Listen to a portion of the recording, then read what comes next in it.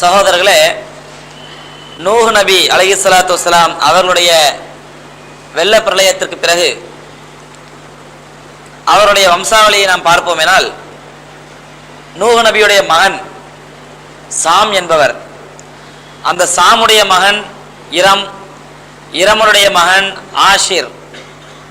இந்த ஆஷிருடைய இரண்டு மகன்கள், ஒருவர் பெயர் ஜுதைஸ், இன்னொருத்தர் பெயர் சமூத். இந்த சமூத் என்பவர் அதான் நூஹ் அலைஹிஸ்ஸலாத்து வஸ்ஸலாமுடைய பரம்பரையிலே வந்தவர்கள். இந்த சமூத் இருக்கிறார, இவர் ரொம்ப பிரபலமான ஒரு நல்ல அறிவாளியாகவும் நல்ல ஒரு அறிஞராகவும் இருந்ததால் இவருடைய கூட்டத்திற்கு இந்த பெயரே வைக்கப்பட்டுடுச்சு. அதாவது சமூது கூட்டத்தினர்கள், அந்த சமூதுடைய வம்சாவளியில் வந்தவங்களுக்கு சமூது கூட்டத்தினர்கள் என்ற ஒரு பெயர் சொல்லப்பட்டுச்சு. இந்த சமூது கூட்டத்தார் எப்படிப்பட்ட மக்கள்னு சொன்னா, மலைகளை குடைந்து அதை தங்களுடைய வீடுகளாக ஆக்கி வசித்து வந்தவர்கள். நம்ம ஏற்கனவே சொன்ன மாதிரி இவங்களும் ரொம்ப ஹைட்டான மக்கள், ரொம்ப உயரமான மக்கள். மலைகளை தங்களுடைய வீடுகளாக குடைந்து, அதாவது அதை கொத்தி எடுத்து அந்த மலையே என்ன பண்ணுவாங்கன்னு சொன்னா அந்த குகையை ஆக்கி அந்த குகையிலே வசித்து வந்தவர்கள், அந்த மலை குகையே தங்களுடைய வீடுகளாக ஆக்கி கொண்டவர்கள்.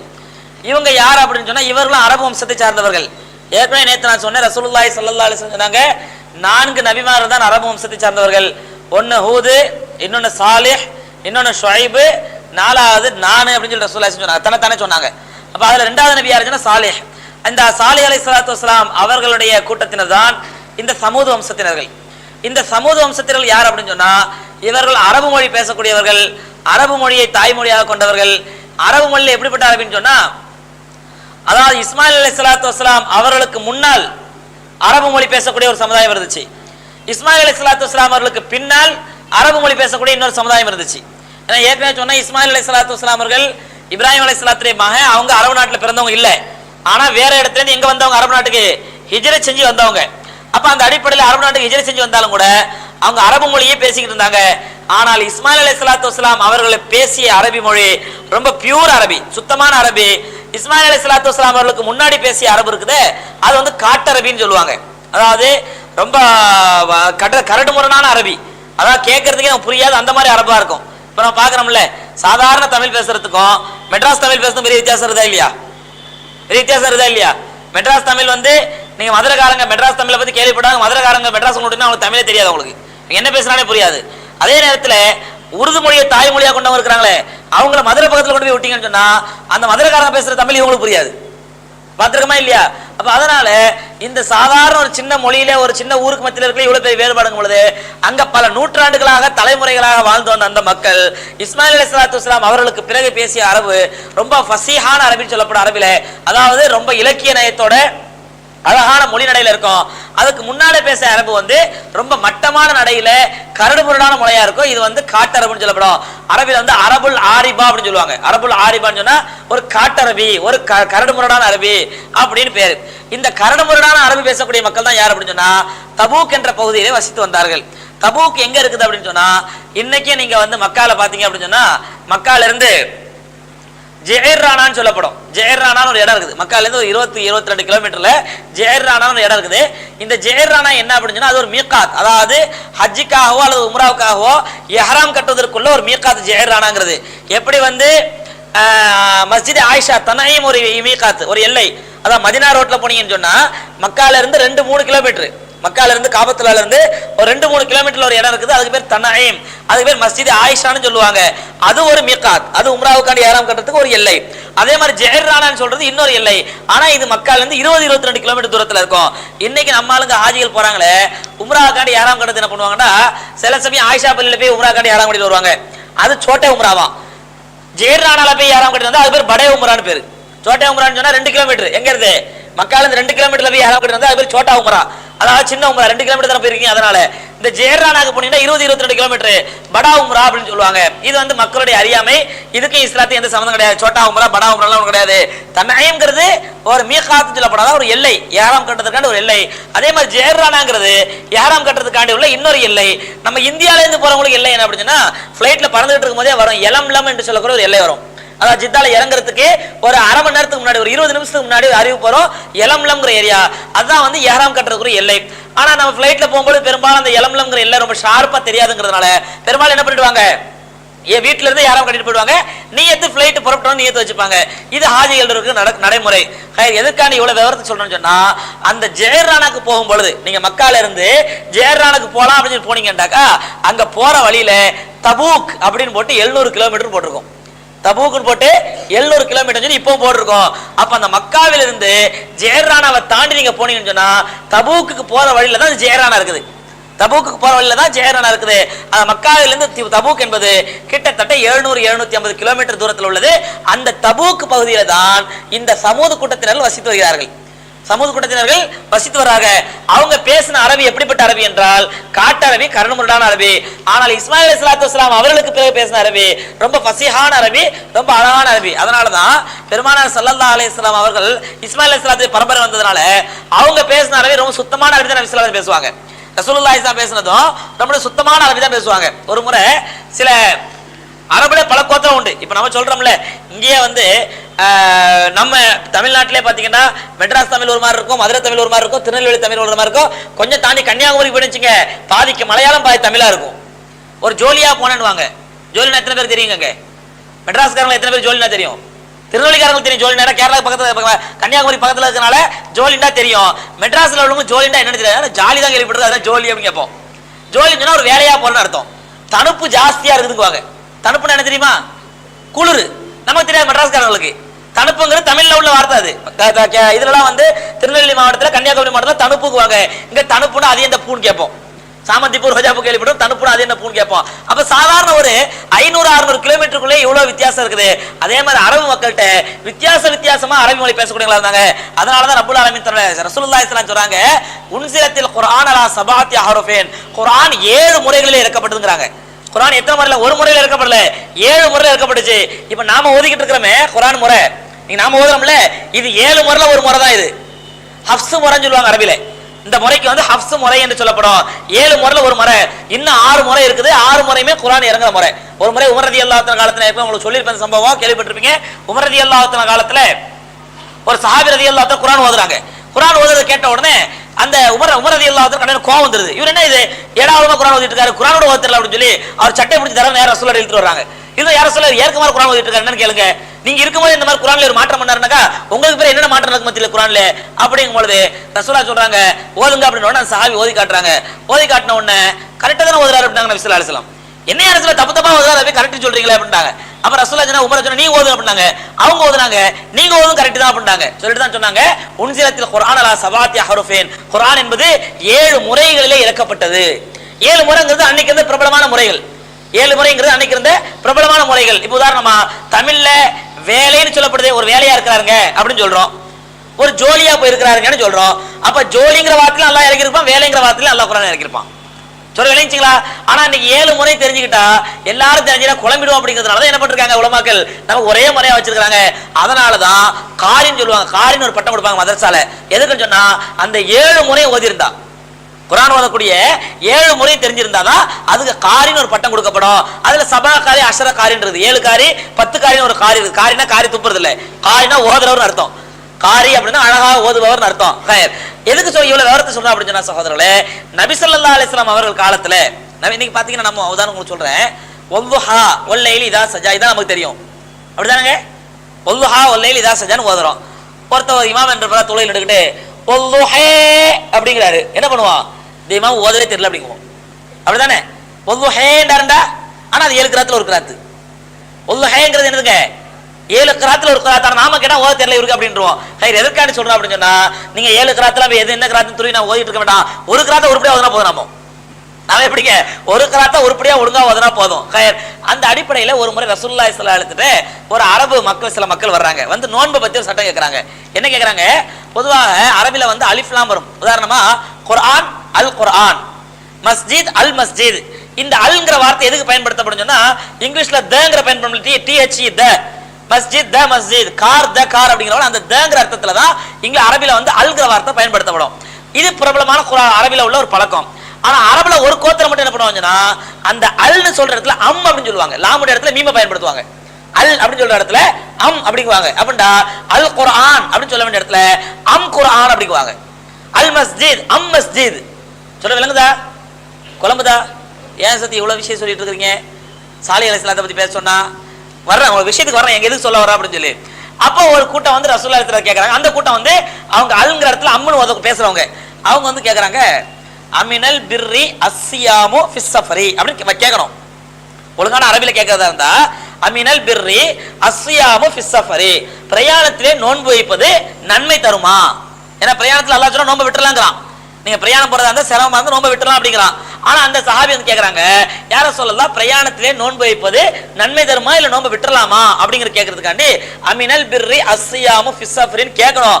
ஆனா அவர் என்ன கேட்டாங்கன்னா அமினம் பிர்ரி அம்சியாமு ஃபிம் ஸஃபரி அப்படின்றாரு.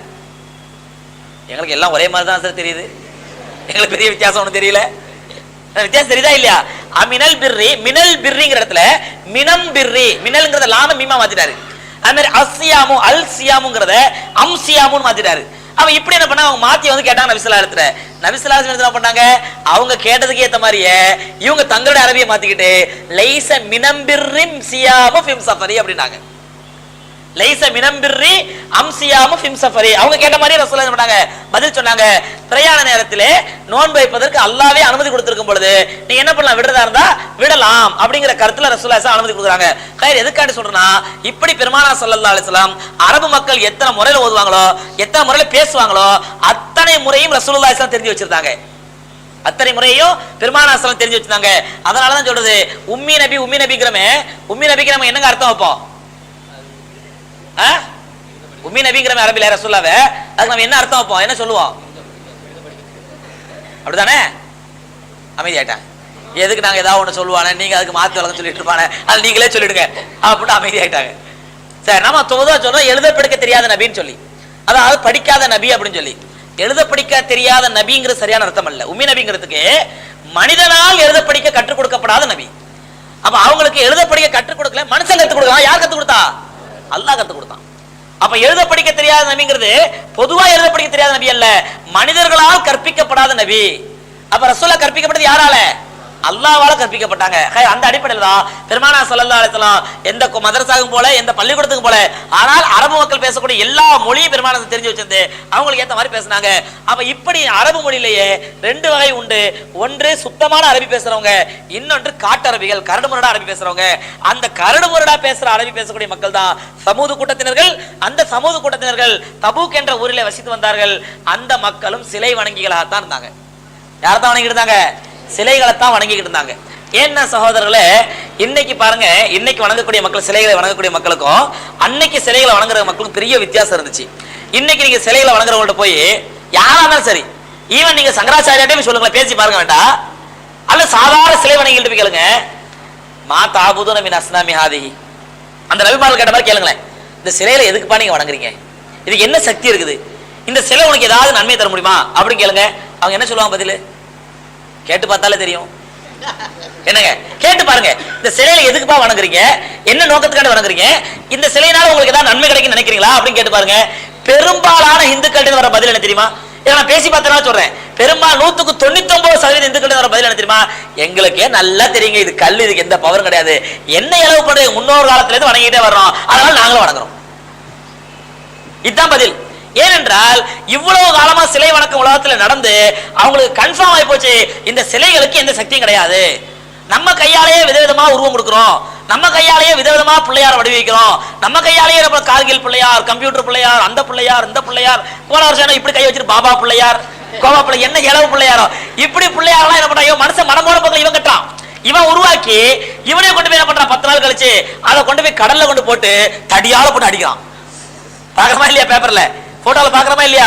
அந்த பிள்ளையார இவனே தடியால போட்டு அடிக்கிறான். அப்ப நல்லா தெரியும், இந்த சிலைகளுக்கு எந்த பவரும் கிடையாது, இந்த சிலைகள் நமக்கு எந்த விதமான நன்மையும் கொடுக்க முடியாது, எந்த தீங்கையும் கொடுக்க முடியாது, ஏன் விளங்கி வச்சிருக்கான். ஆனா என்ன பண்றது, ஒரு சமூக கலாச்சாரம் ஆயிப்போச்சே, ஒரு சொசைட்டில இந்த மாதிரி ஆயிப்போச்சே, நம்ம இந்த மதத்துல புறம் தொலைச்சிட்டோமே, அதனால வணங்கிட்டு போலாம். இப்படித்தான் வணங்கிட்டு இருக்கிற காரணம் என்னவென்றால், இவ்வளவு காலமா சிலை வணக்கம் ஏற்பட்டு அந்த சிலை வணக்கத்தின் மீது இந்த நம்பிக்கை மக்களுக்கு போயிடுச்சு. ஏதோ 100% என்ன சொல்லுவோம்னா அது வியாக்கியானம் சொல்லிட்டு இருப்பான். இல்ல இல்ல, அதற்கு பேரு சிலை கரைப்பல்ல, சிலை விசர்ஜனம் செய்வது. அது என்ன இலவஜனம் செய்யறது தெரியல, விசர்ஜனம் செய்யறது. சில கரைக்கிறதுன்னு சொன்னா சாமிக்கு அசிங்கமா, அதனால சிலையை விசர்ஜனம் செய்யறாங்களா, அது என்ன விசர்ஜனமோ தெரியல. ஒன்னில விசர்ஜனம் பெரிய ஒரு இபாதத்லாம் ஒண்ணும் இல்ல, தமிழில் கரைப்பது, சமஸ்கிருதத்துல விசர்ஜனம் செய்வது, அவ்வளவுதான். இவன் தமிழ்ல சொன்னா பவர் இருக்காதுங்கிறதுனால என்ன பண்றான், சமஸ்கிருதத்தை சொன்னா விசர்ஜனம் செய்வது அப்படின்னு சொல்லி. அதனால மத்தபடி எல்லா மக்களுக்குமே தெரியும் இந்த சிலைகளை நம்முடைய கையாலே உருவாக்குறோம், நாமே கலைக்கிறோம், இது எந்த பவரும் கிடையாது அப்படின்னு சொல்லி. ஆனால் சகோதரர்களே, ஆரம்ப காலத்துல சிலை வணக்கம் புதுசு புதுசா உருவான நாட்கள் அது. எது அதற்கு நூஹ் அலைஹிஸ்ஸலாத்து வஸ்ஸலாம் காலத்திலயும், ஹூத் அலைஹிஸ்ஸலாம் காலத்திலயும், சாலிஹ் அலைஹிஸ்ஸலாம் காலத்திலயும் சிலை வணக்கம் புதுசா உருவாயிருக்குது. அப்பதான் அந்த சிலைகளுக்கு மேல அந்த தெய்வங்களுக்கு மேல இவனுக்கு ஒரு அளப்பரிய முஹப்பத், ஒரு அளப்பரிய பாசம், ஒரு அளப்பரிய நம்பிக்கை ஏற்பட்டது. அந்த நேரத்துல போய் நபிமார்கள் போய் மா தாபுதுன ஹாதிஹில் அஸ்னாம், இந்த சிலைகளை ஏன் வணங்குகிறீர்கள் கேட்ட உடனே அடிக்க வந்தான். ஆனா இன்னைக்கு பேர் யாருமே அடிக்க மாட்டாங்க. இன்னைக்கு உங்க நண்பர்கள்ட்டையோ அல்ல முஸ்லீம் அதா அல்லாதவங்கள்ட்டையோ இந்த சிலைகளை ஏங்க வணங்குறீங்க, சிலைகளுக்கு எந்த சக்தியும் கிடையாதுன்னு சொல்லுங்க. அட வாஸ்தவம் தாங்க நீங்க சொல்றது, யாருக்கு தெரியாது, என்ன இளவு பண்றது அப்படின்னு சொல்லுவான். உடனே அடிக்க வர மாட்டான். எங்க சாமியை பார்த்தா அப்படி சொன்னேன், வேணா உங்களை விட ஒருபடி மேலமான்னு சொல்லுவாங்க, உங்களை விட ஒருபடி மேலன்னு சொல்லுவான். அதை விட உங்களை விட நீங்க சாதாரண கேட்பீங்க, அவன் திட்டுவான், அவன் அசிங்கமா திட்டுவான். சாமியை அசிங்கமான வார்த்தையில திட்டுற மக்கள் இருக்கிறாங்க. எதற்காக சொன்ன சோதரே, தெரிஞ்சு போச்சு இதுக்கு எந்த பவரும் கிடையாது, இது ஒரு கொள்கை கிடையாது, இது ஒரு அடித்தட்டு கிடையாது. ஏன்னா ரப்பல் ஆலமீன் அழகா குர்ஆன்ல சொல்றான், நீங்கள் வணங்கக்கூடிய சிலைகளுக்கு முன்னால் பலகாரம் வைத்து அந்த பலகாரத்திலே ஒரு ஈ வந்து உட்கார்ந்தால் அந்த ஈயை கூட விரட்டுவதற்கு சக்தி இல்லாத அந்த சிலைகளா உங்களுக்கு வரப்போகும் துன்பத்தை விரட்டுவார்கள். அல்லாஹ் கேட்கிறான் குர்ஆன்ல. நீங்க கடவுளுக்குன்னு கொண்டு போய் படைக்கிறீங்க, அந்த சக்கர பொங்கல்ல ஒரு ஈ வந்து உட்கார்ந்துன்னு வச்சுக்க, உடனே பிள்ளையார் தும்பிக்கை வச்சு விரட்டுவாரா?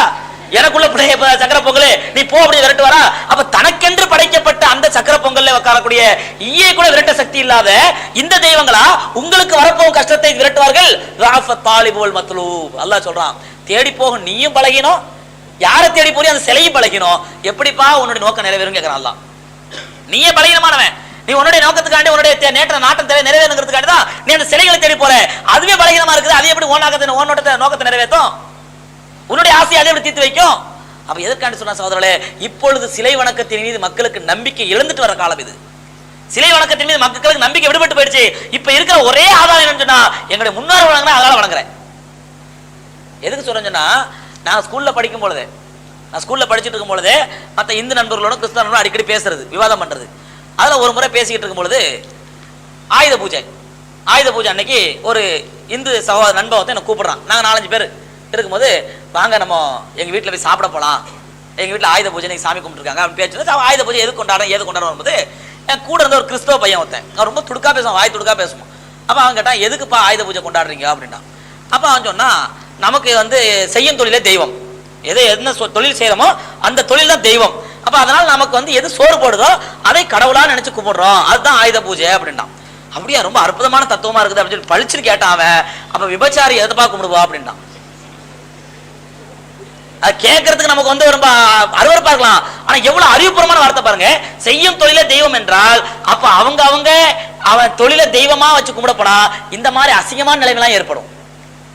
அப்ப அவங்க கடைசியில ரொம்ப நேரம் பேசிட்டு கடைசி அவன் சொன்ன பதில் என்ன சொன்னா, இதெல்லாம் உனக்கு நான் பதில் சொல்ல தயாரா இல்லப்பா, எங்க முன்னோர் காலத்திலேருந்து கும்பிட்டு வரோம், அதனால நாங்களும் கும்பிடுறோம். இதைத்தான் மக்கத்து காஃபிர்னு சொன்னாங்க.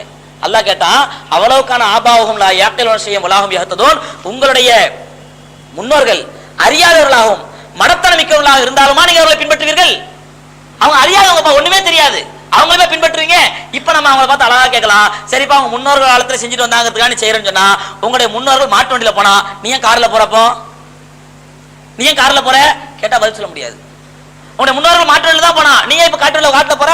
முன்னோர்கள் கிணறு தோண்டி கிணறு தண்ணி எடுத்து கொடுத்தா நீ ஏன் மினரல் வாட்டர் குடிக்கிற அப்படின்னு கேட்டா பதில் சொல்ல முடியாது. எதுக்காண்டி சொன்ன சகோதரர்களே, இப்படிப்பட்ட பலகீனமான கொள்கையுடையவர்கள் தான் சிலை வணங்கிகள் இந்த காலத்துல. இப்ப நான் சொல்றேன், ஆனால் அந்த காலத்திலே ஹஜ்ரத் நூஹ் அலைஹிஸ்ஸலாத்து வஸ்ஸலாம் காலத்திலே, ஹஜ்ரத் ஆத் அலைஹிஸ்ஸலாத்து ஹூத் அலைஹிஸ்ஸலாம் காலத்திலே, ஹஜ்ரத் சாலிஹ் அலைஹிஸ்ஸலாம் காலத்திலே அந்த மக்கள் சிலை வணக்கத்திலே ஆரம்பம்.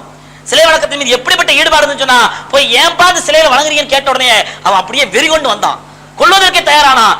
அப்படிப்பட்ட நபிமார்கள் அந்த நேரத்திலேயே அவ்வளவு அழகான இறை பணிகளை செஞ்சு மக்களை இஸ்லாத்தின் பக்கம் அழைச்சிருக்காங்க.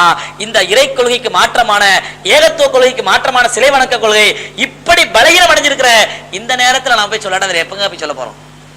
இந்த நேரத்தில் அந்த மக்களை இஸ்லாத்தை சொல்லாட்டா, இஸ்லாத்தின் பக்கம் அழைக்காட்டா நம்ம எப்ப அழைக்க போறோம், எப்ப இஸ்லாத்தை சொல்ல போறோம்? ஏனென்றால் சிலை வணக்க கொள்கை பலகீனப்பட்டு போய் கிடக்குது. எந்த விதமான ஆதாரம் நம்ம சொல்ல முடியாது, எந்த விதமான அர்த்தமும் சொல்ல முடியாது.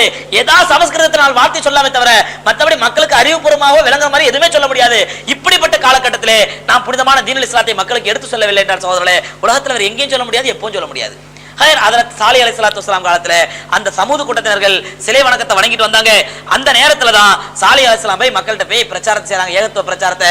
மக்களே, நீங்க அல்லாஹ்வின் பக்கம் வாங்க, இந்த சிலைகளை வணங்காதீங்க, இவைகளால் உங்களுக்கு எந்த விதமான பலனும் ஏற்பட போவதில்லை. மாலக்கும் லா தஅபுதுன இல்லல்லாஹ், அல்லாஹ்வை விட்டுவிட்டு ஏன் கண்ட கண்ட தெய்வங்கள்லாம் வணங்குறீங்க, உங்களுக்கு என்ன நேர்ந்தது என்று மக்களை பார்த்து கேட்கறாங்க. உடனே அந்த மக்கள் சமூக கூட்டத்தார் கேட்கறாங்க, என்னப்பா திடீர்னு உனக்கு என்ன ஞானோதயம் வந்துச்சு? காலு யா சாலிஹ் கத் குன்த ஃபீனா மர்ஜூவ மின்க கப்ல ஹாதா. என்ன இது, இதுக்கு முன்னாடி பெரிய அறிவாளி நினைச்சிருந்தவங்களே யாரை பார்த்து கேட்கறாங்க? சாலிஹ் அலைஹிஸ்ஸலாத்தை பார்த்து மக்கள் கேட்கறாங்க, கத் குன்த ஃபீனா மர்ஜூவன் கப்ல ஹாதா, இதுக்கு முன்னாடி பெரிய அறிவாளியா இருந்தீங்க, நீங்க உங்களை அறிவாளி நினைச்சிட்டு இருந்தோம், ஆனா என்னாச்சு உங்களுக்கு, ஏன் இப்படி பேச ஆரம்பிச்சீங்க திடீர்னு? அத்தஜால ஆலிஹத்தனா இலாஹம் வாஹிதா, நாம ஒரு நாளைக்கு ஒரு தெய்வம் சொல்லி வணங்கிட்டு இருக்கோமே, ஒவ்வொரு டிபார்ட்மெண்ட் ஒவ்வொரு தெய்வத்தை கொடுத்து வச்சிருக்கோமே, மலையின் எடுத்தா அதுக்கு வர்ண பகவான், பணம் எடுத்தா அதுக்கு லட்சுமி தேவி, இப்படி ஒவ்வொருத்தருக்கும் ஒரு டிபார்ட்மெண்ட் கொடுத்து வச்சிருக்கோமே, நீங்க எல்லா டிபார்ட்மெண்ட்டையும் ஒரே கடவுள் கொடுத்து ஆசைப்படுறீங்களா கேட்டாங்க அந்த மக்கள். அத்தஜால ஆலிஹத்தனா இலாஹம் வாஹிதா, எல்லா தெய்வங்களையும் ஒரே தெய்வமா ஆக்கணும் ஆசைப்படுறீங்களா? என்னாச்சு உங்களுக்கு? அது குன்த மர்ஜூவ மின்க கப்ல ஹாதா, இதுக்கு முன்னாடி நீங்க வந்து ரொம்ப நல்ல மனுஷனா தான் இருந்தீங்க, அறிவுள்ள மனுஷனா தான் இருந்தீங்க, ஏன் இப்படி அறிவு கட்டு போய் புத்தி பேதலிச்சு பேச ஆரம்பிச்சிட்டீங்க என்று ஹஜ்ரத் சாலிஹ் அலைஹிஸ்ஸலாத்து வஸ்ஸலாம் வந்து பேச ஆரம்பிச்சாங்க. சாலிஹ் அலைஹிஸ்ஸலாம் சொன்னாங்க, நான் ஒன்னும் புத்தி பேதலிச்சு போலப்பா, உள்ள ஹக்க சொல்றேன், உள்ள உண்மையை சொல்றேன், நீங்க ஒரே இறைவனை வணங்குங்க, ஒரே அல்லாஹ் வணங்குங்க, அவனை தவிர யாரையும் வணங்காதீங்கன்னாங்க. உடனே அந்த மக்கள் சொன்னாங்க, அந்த மஸ்ஹூர், உங்களுக்கு சூனியம் வைக்கப்பட்டிருக்குது, நல்ல யாராவது பாவாட்ட கூட்டு போய் ஓதி பார்க்கலாம் அப்படின்னா. உங்களுக்கு சூனியம், ஏன்னா இது நல்லா பாருங்க, இந்த வார்த்தைகள் பூரா சகோதரர்களே அதுல சாலிஹ் அலைஹிஸ்ஸலாத்து சொல்லப்பட்ட வார்த்தை அல்ல, அதுக்கெல்லாம் 5000-10,000 வருஷத்துக்கு பிறகு வந்த ரசூலுல்லாஹி ஸல்லல்லாஹு அலைஹி வஸல்லம் இதே வார்த்தை தான் சொன்னாங்க. முதல்ல மென்டலான்னு கேட்டாங்க, பைத்தியத்தை முடிச்சிருச்சா இப்படி பேசுறீங்கன்னு கேட்டாங்க. அப்புறம் என்ன சொன்னாங்க, அந்த மஜ்னூன்டாங்க, உங்களுக்கு கிறுக்கு பிடிச்சிருச்சுட்டாங்க, நவுதுபில்லா. அடுத்து சொன்னாங்க மஸ்ஹூர்னாங்க, சூனியம் வைக்கப்பட்டுச்சான்னு கேட்டாங்க.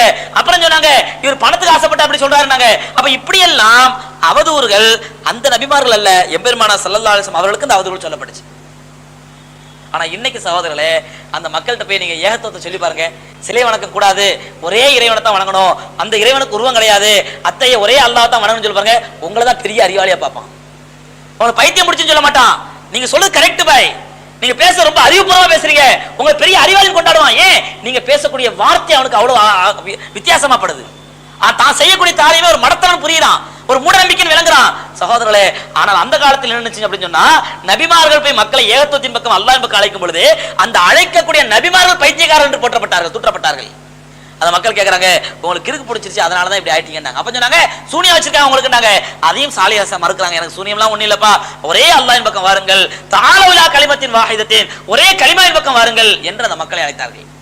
அப்ப அந்த மக்கள் சொல்றாங்க, சாலிஹே இதுக்கு மேல ஏதாவது பேசுனீங்க, ஒண்ணு ஊரை விட்டு விரட்டுவோம், இல்லைண்டா உலகத்தை விட்டே விரட்டுவோம், ஒண்ணு ஊரை விட்டு விரட்டுவோம், இல்லை என்றால் உலகத்தை விட்டு விரட்டுவோம் அப்படின்ட்டாங்க. அந்த நேரத்தில் சாலிஹ் அலைஹிஸ்ஸலாத்து வஸ்ஸலாம் சொல்றாங்க, என்னுடைய உயிர் உடலிலே ஒட்டி இருக்கும் வரை நான் உங்களை அழைத்து கொண்டே இருப்பேன். இங்க சகோதரர்களே ஒரு அழகான நமக்கு முன்னுதாரணம் பார்க்கணும். இஸ்லாமிய அழைப்பு பணி செய்யும் பொழுது, ஒருத்தருக்கு நம்ம இஸ்லாத்தை சொல்லும் பொழுது, தாவா செய்யும் பொழுது, அல்லது அவருக்கு ஈமானை பத்தி எடுத்து சொல்லும் பொழுது, நாம நினைக்கிறோம் சொன்ன உடனே அவர் உடனே இஸ்லாத்துக்கு வந்துடணும், சொன்ன உடனே அவர் உடனே தொழுவ ஆரம்பிச்சிடணும் நினைக்கிறோமே, இது பெரிய மடத்தனம். அப்படி அல்ல, சொல்லிக்கிட்டே இருக்கணும், சொல்லிக்கிட்டே இருக்கணும், சொல்லிக்கிட்டே இருக்கணும். சொல்லி சொல்லி சளைச்சு போனாலும் கேட்கிறவங்க சளைச்சு போகலாமே தவிர சொல்லக்கூடிய நாம சளைச்சு போயிடக்கூடாது.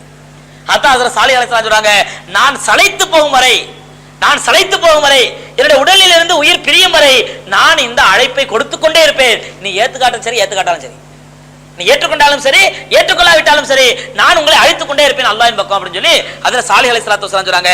அந்த நேரத்தில் அந்த மக்கள் சொல்றாங்க, உங்களுக்கு நிச்சயமா சூனியம் தான், இன்னமா அன்த மினல் முஸஹரின், உங்களுக்கு சூனியம் தான் வைக்கப்பட்டிருக்கிறது அப்படின்னாங்க.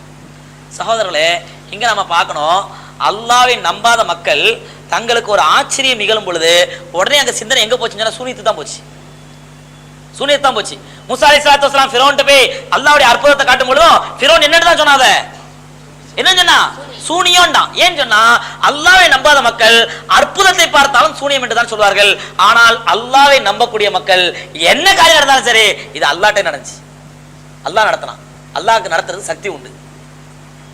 இன்னைக்கு நம்மளே பாக்குறோம், ஒரு நாளைக்கு ஒரு தடவை 2 தடவை கக்கூஸ் பிடிச்சுன்னு வச்சுங்க, யாரோ எனக்கு சூனியம் வச்சுட்டாங்க இப்படி சொல்ல, இவன் என்னத்தையா ஏதாவது தின்றுப்பான், ஃபுட் பாய்சனா இருக்கும், அதுக்கு என்னன்னு சொன்னா யாரும் எனக்கு சூனியம் வச்சுட்டாங்க, நேத்தே உடம்பு ஒரு மாதிரியா இருந்துச்சு, அப்ப நினைச்சேன் எந்த பாவாட்ட போலாம், அந்த பாவாட்ட போலாமா, அந்த தங்கள்கிட்ட போவாமா, அவர்கிட்ட போலாமா, இவர்கிட்ட போலாமா, ஏன் என்ன காரணம்?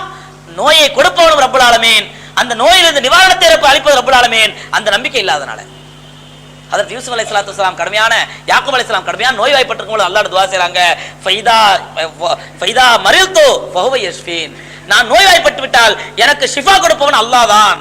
அப்ப என்ன ஆகுதுன்னா, நமக்கு அந்த நம்பிக்கை இல்லாதனால அல்லாஹ்வுடைய நம்பிக்கை எப்ப குறையுதோ அந்த அல்லாஹ்வுடைய நம்பிக்கை குறைய குறைய குறைய சூனியத்தின் மீது நம்பிக்கை கூடிக்கிட்டே வரும். ரெண்டு தட்டு மாதிரி. சூனியத்தின் நம்பிக்கை குறைய குறைய அல்லாஹ்வுடைய நம்பிக்கை கூடிக்கிட்டே வரும் சகோதரர்களே.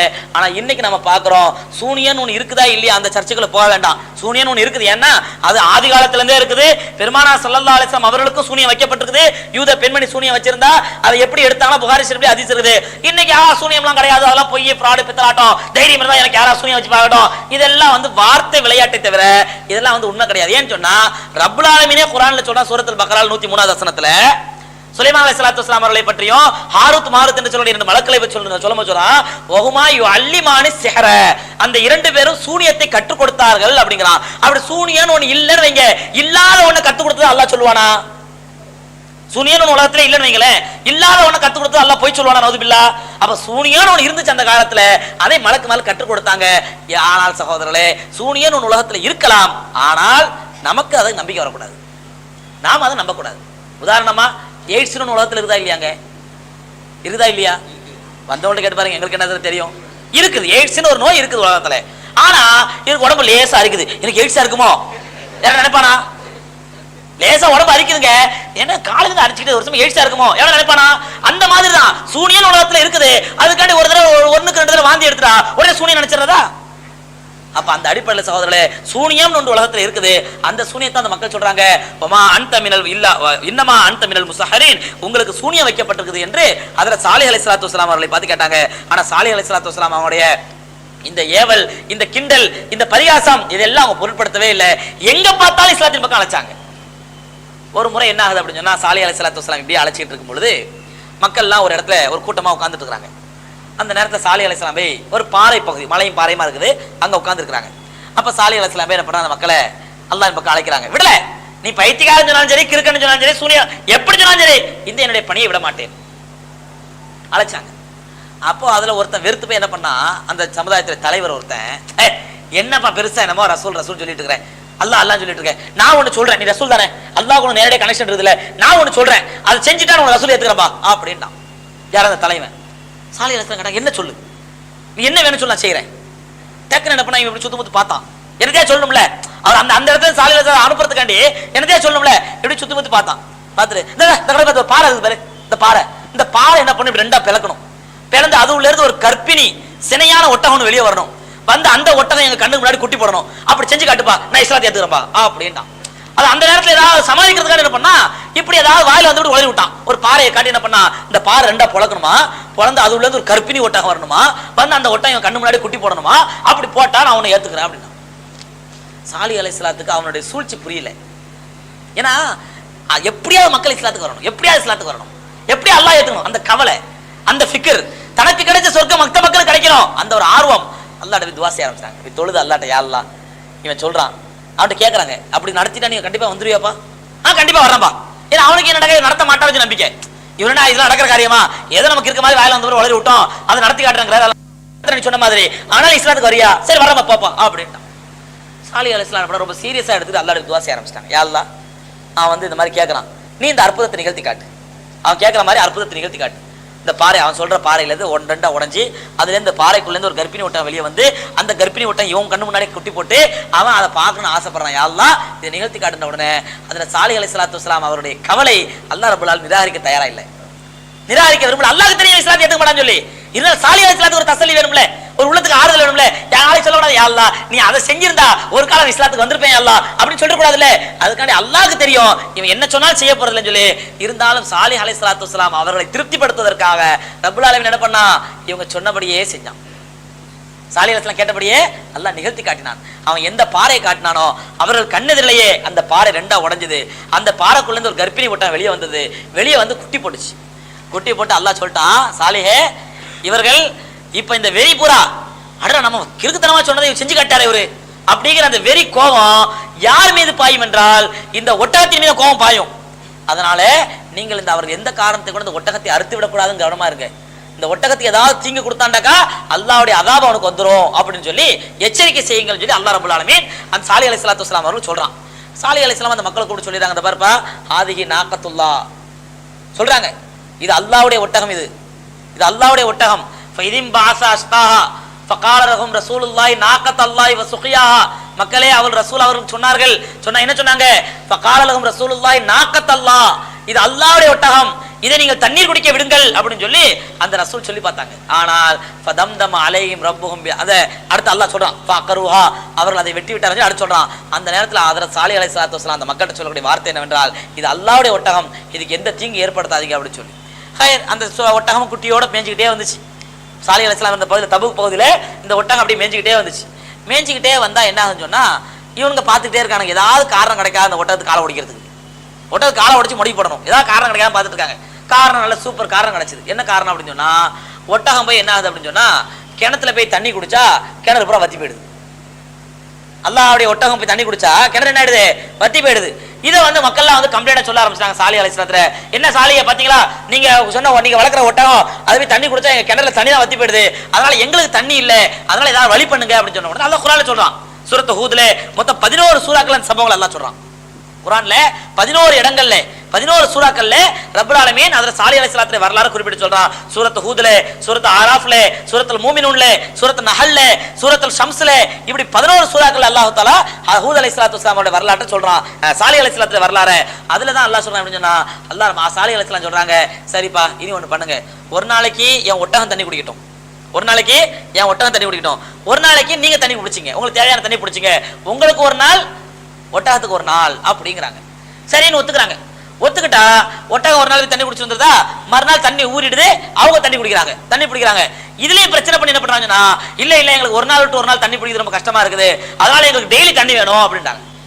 அப்ப சாலிஹ் அலைஹிஸ்ஸலாம் சொல்றாங்க, சரி அப்படித்தானே, உங்களுக்கு முதல் நாள் ஒரு நாள் தண்ணி எடுத்துங்க, 2வது நாள் உங்களுக்கு தேவையான குடிப்பதற்கு தேவையான தண்ணீரை இந்த ஒட்டகம் பாலா கொடுக்கும். ஒட்டகத்துடைய பாலை கறந்து ஊர் பூரா சாப்பிடுங்க. நீங்க ஒரு நாள் ஒட்டகத்துக்கு தண்ணி கொடுத்துருங்க, 2வது நாள் அந்த ஒட்டகத்தினுடைய பாலை கறந்து நீங்க ஊர் மக்கள் எல்லாரும் சாப்பிட்டுக்குங்க என்று சாலிஹ் அலைஹிஸ்ஸலாம் சொல்றாங்க. ஆனா அந்த மக்கள் ஒத்துக்க தயாரா இல்லை. சகோதரர்களே, சூழ்ச்சி செய்ய ஆரம்பிக்கிறாங்க. என்னண்டு அதில் சாலிஹ் அலைஹிஸ்ஸலாத்து வஸ்ஸலாமுடைய அந்த ஒட்டகத்தை கொல்வதற்கு சூழ்ச்சி செய்ய ஆரம்பிக்கிறாங்க. ஆனா இந்த நேரத்தில் என்ன ஆகுதுன்னு சொன்னா, அந்த ஒட்டகத்திலே சம்பவத்தை அவன் கிண்டலா கேட்டான், ஒரு கோபத்துல கேட்டான். சாலிஹ் அலைஹிஸ்ஸலாம் அதை சீரியஸா எடுத்துக்கிட்டு ரப்பல் ஆலமீன் அந்த ஒட்டகத்தையும் கொடுத்தான் ரப்பல் ஆலமீன். ஆனால் இதை பார்த்து அதிகமான மக்கள் இஸ்லாத்துக்கு வர ஆரம்பிச்சிட்டாங்க. இந்த அற்புதத்தை பார்த்து அதிகமான மக்கள் என்ன பண்ணாங்க, ஆஹா அப்ப உண்மையிலேயே இவங்க இறை தூதர் தான், இவங்க கேட்டவனே அல்லாஹ் ரப்பல் ஆலமீன் கொடுத்துட்டானே அப்படின்னு சொல்லி அதிகமான மக்கள் இஸ்லாத்துக்கு வந்துடுறாங்க. சகோதரர்களே, இந்த சூழ்நிலையில அந்த ஒட்டகத்துக்கு இவங்களுக்கு மத்தியில் பிரச்சனை வருது. என்ன ஆகுதுன்னா, குறிப்பாக அந்த ஒட்டகத்தை வெட்டுவதிலே முனைப்பா இருந்தது யார் அப்படின்னு சொன்னா, சாலிஹ் அலைஹிஸ்ஸலாத்து கூட்டத்தில் பெண்கள் அதிகமான ஈடுபாடு காட்டுறாங்க. அந்த ஒட்டகத்தை அறுத்துறதுங்கிறதுல வெட்டிறதுங்கிறதுல பெண்கள் அதிகமாக ஈடுபாடு காட்டுறாங்க. ரப்பல் ஆலமீனே குர்ஆன்ல சொல்றான், ஒரு 9 பேரை பற்றி குறிப்பிட்டு சொல்றான் குர்ஆன்ல. சாலிஹ் அலைஹிஸ்ஸலாத்து கூட்டத்துல 9 பேரை பத்தி குறிப்பிட்டு சொல்றான். அதுல 2 பெண்கள் யாருன்னு சொன்னா, 2 பெண்கள், ஒருத்தி பேரு சதூக், இன்னொரு பெண்ணு பேரு அனீசா. ஒரு பெண்ணு பேரு சதூக், இன்னொரு பெண்ணு பேரு அனீசா. இந்த 2 பெண்கள் என்னன்னு சொன்னா, அந்த 9 பேர்ல மோசமான பெண்கள் இந்த 2 பேரும். இதுல ஒருத்தி ரொம்ப குமரி பெண்ணு, அழகான பெண்ணு, இன்னொருத்தி ரொம்ப கிழட்டு பொண்ணு.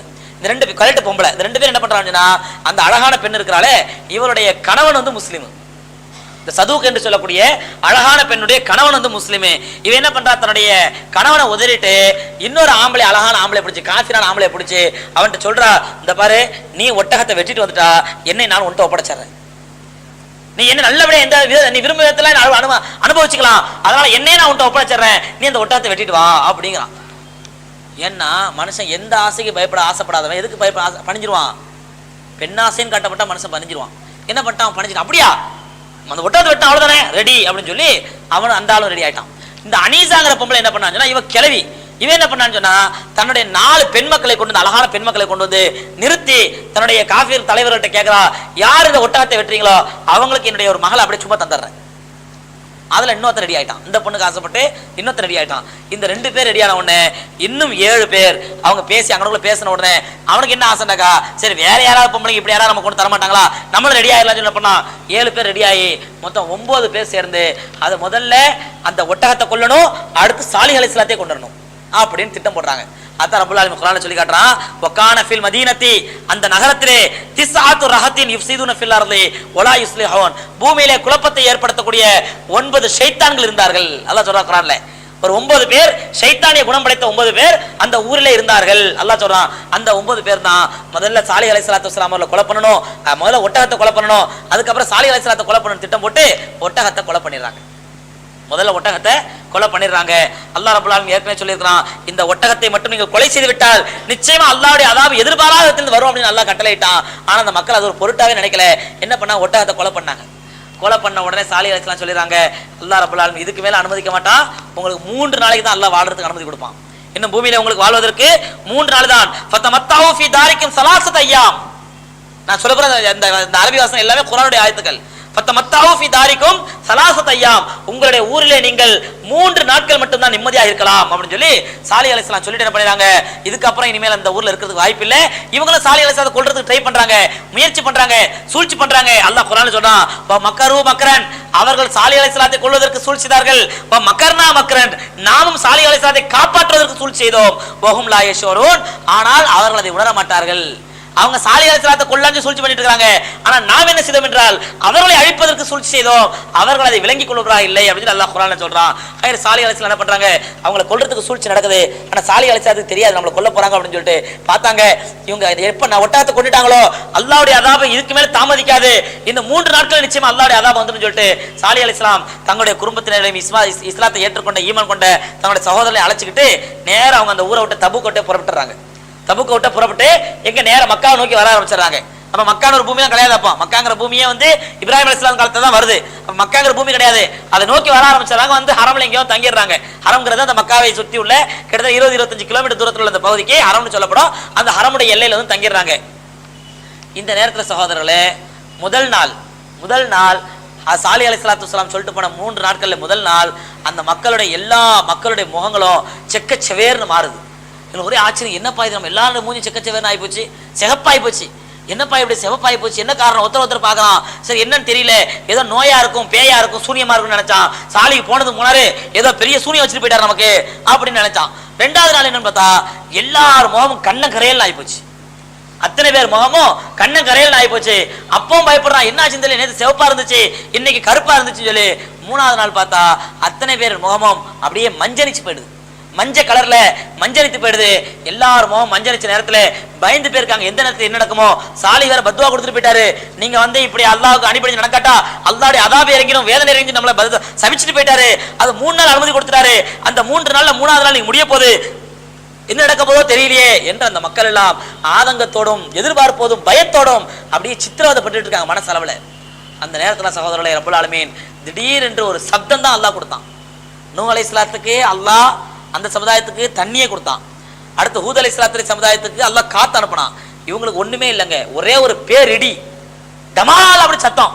அத்தனை பேர் அப்படியே மயங்கி விழுந்து செத்தார்கள். ஒரே சத்தத்திலே அத்தனை பேர் மயங்கி விழுந்து செத்தார்கள். அதுல ஒருத்த மட்டும் தப்பிச்சு என்ன பண்ணிட்டாங்க, அந்த காஃபிர்கள்ல அதாப் வரதுக்கு முன்னாடியே ஏதோ வெளியூர் வேலையா வந்தவன் ஒருத்த மட்டும் தப்பிச்சு அதுல சாலிஹ் அலைஹிஸ்ஸலாம் தங்கியிருக்காங்க. அப்புறம் ஹரமுடைய எல்லை 25 கிலோமீட்டர் இருக்கு. அந்த ஹரமுடைய எல்லை பாருங்க, இவனு யதார்த்தமா அங்க வந்து தங்கிட்டான். ஆனா இவன் மட்டும் சாகலை.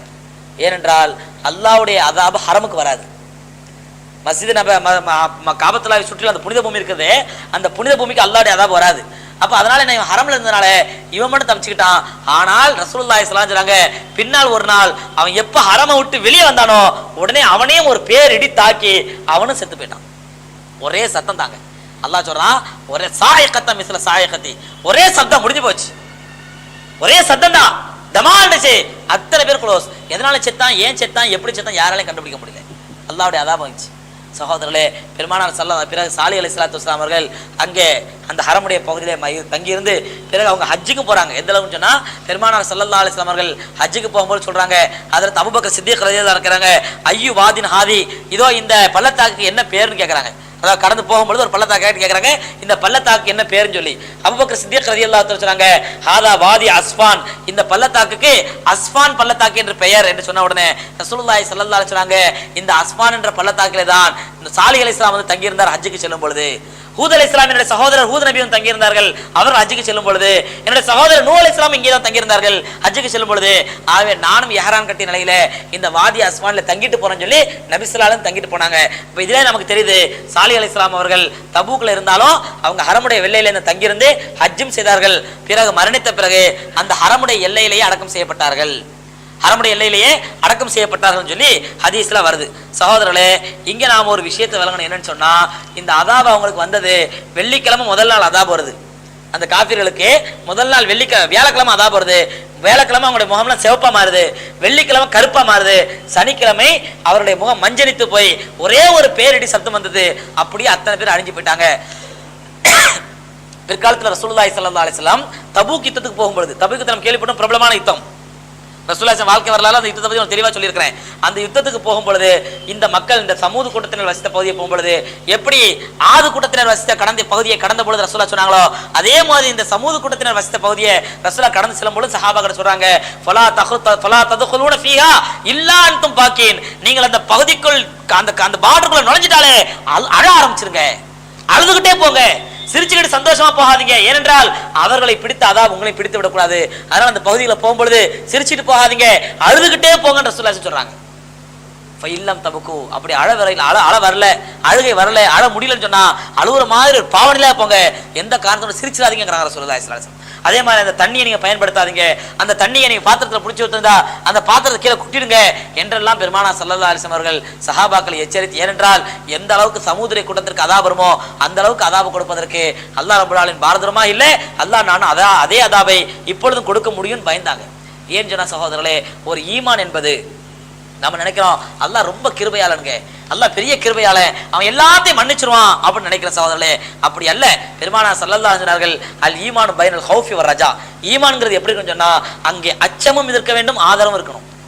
அல்லாஹ் மேல அச்சம் இருக்கணும், அல்லாஹ் என்ன தண்டிச்சிருவானோ, அல்லாஹ் நரகத்துல போட்டுருவானோ, அல்லாஹ் என்ன ரப்பல் ஆலமீன் மறுமையிலே என்ன கடுமையான முறையில் தண்டிச்சிருவானோ என்ற பயம் இருக்கணும். அதே நேரத்தில் அல்லாஹ்வின் நம்பிக்கை இருக்கணும், யா அல்லாஹ் ரப்பல் ஆலமீன் நிச்சயமா என்ன மன்னிப்பான், என்ன நரகத்துல போட்ட மாட்டான் என்ற நம்பிக்கை இருக்கணும். இந்த ரெண்டும் சம அளவில் இருக்கும்போது அங்க ஈமான் இருக்கும்.